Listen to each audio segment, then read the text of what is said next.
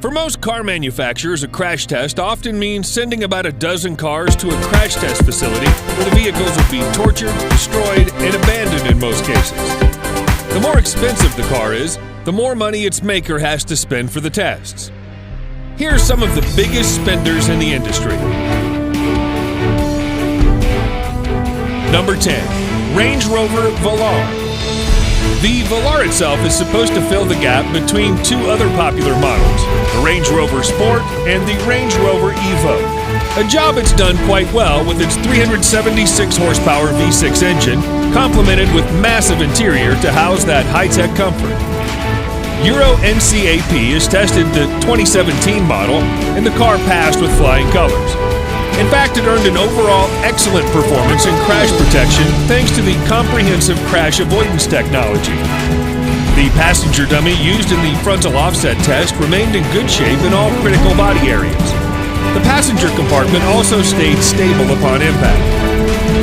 On the more severe side pole impact, the Range Rover Velar even scored maximum points. Moreover, the emergency braking system was shown to be effective to help avoid collisions at almost all test speeds.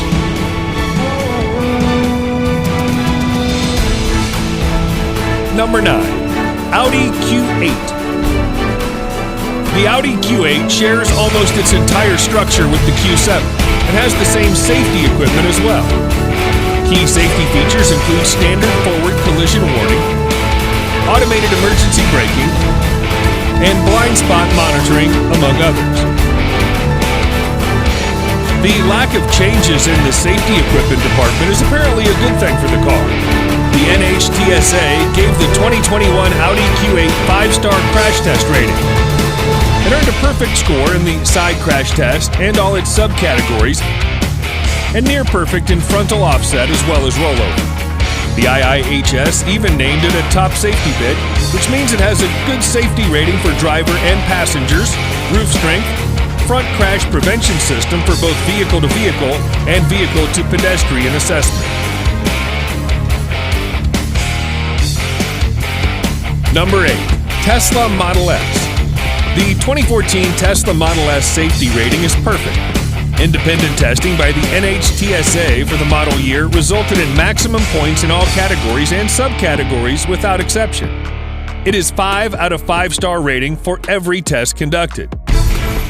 The biggest advantage the Model S had for the test was the absence of a large fuel-powered engine block, giving it a longer crumple zone to absorb impact.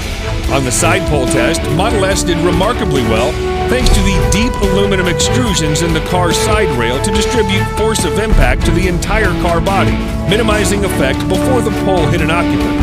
The car had only a 5.7% rollover risk. Number 7. Porsche Taycan.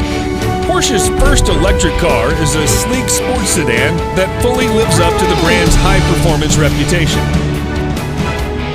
Although the Euro NCAP gave the Porsche Taycan an overall 5 out of 5-star rating, which is the highest possible score, the car only scored marginal in rear-end collision, in which protection against whiplash injuries on the head restraints and front seats still had room for improvement. Same thing applied to the rear seats. Another problem was also discovered during frontal offset tests, more specifically risk of injuries to child occupants.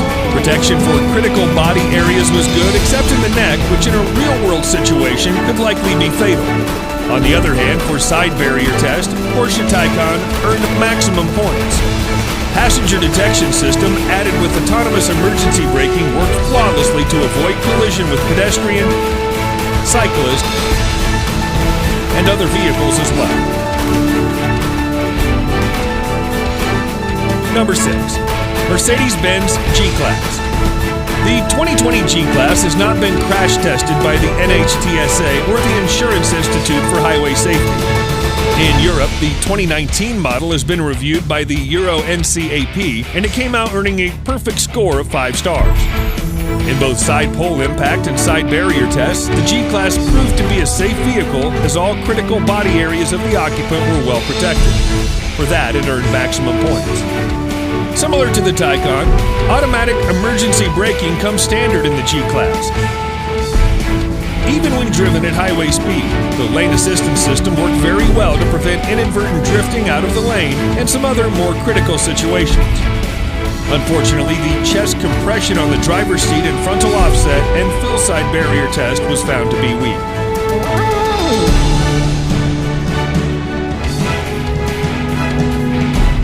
Number 5. Mercedes-Benz SLS AMG.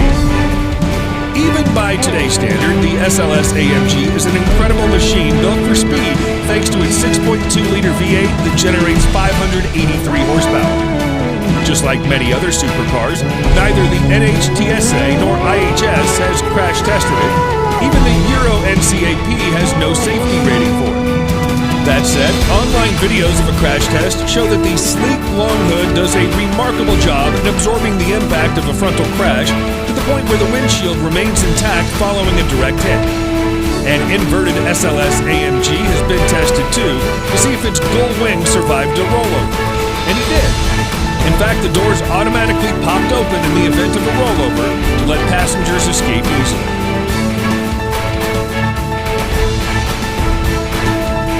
Number 4. Lamborghini Murcielago. In early November 2010, Lamborghini announced that its Murcielago line came to its end of production.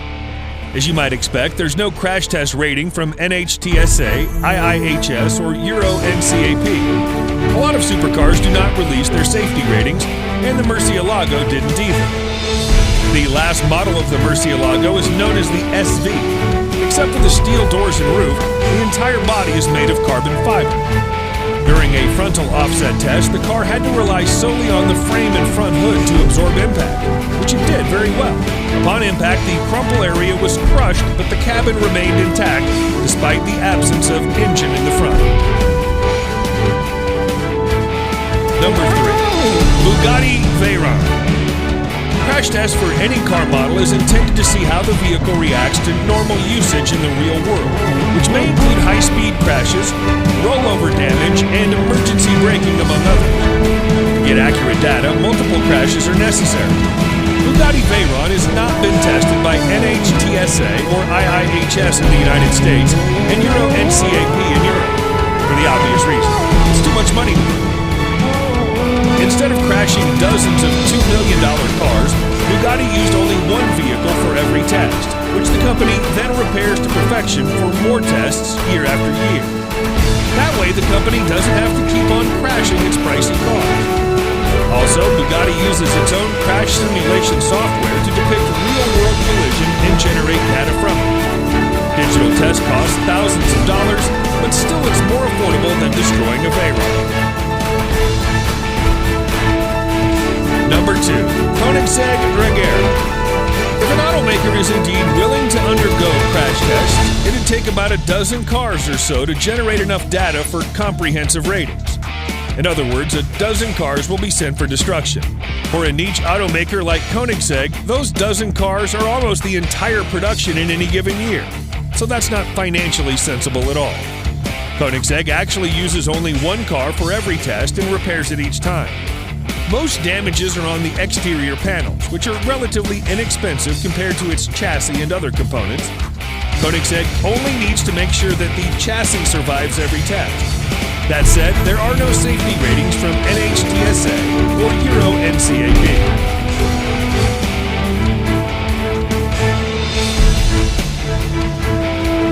Number 1. Pagani Huayra.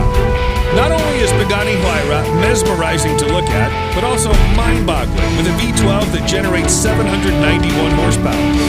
This car's not been crash tested by IIHS, NHTSA, or Euro NCAP, but then again, Pagani is not required to undergo the test anyway. Pagani actually crashed its Huayra prototype in a real-world test drive, albeit unintentionally, near a Falterbach in Germany. The company claimed that the central monocoque of the Huayra performed extremely well, but the driver and passenger were left uninjured in the incident. In a crash test video clip that circulates online, Pagani Huayra's structure is shown to withstand a frontal impact at a strength that would otherwise